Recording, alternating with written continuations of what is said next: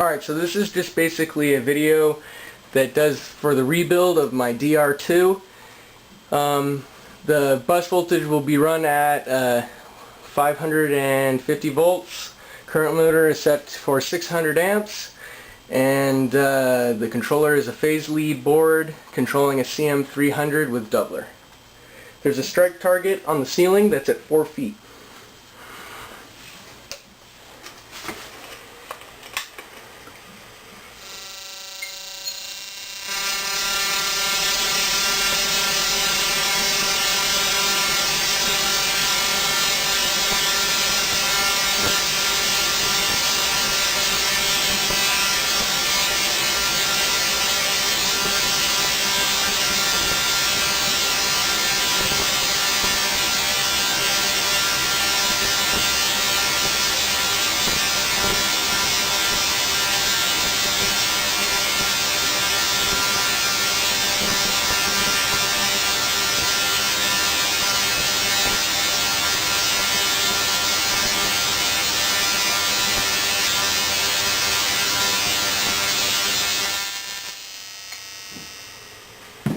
CM300s didn't even break a sweat.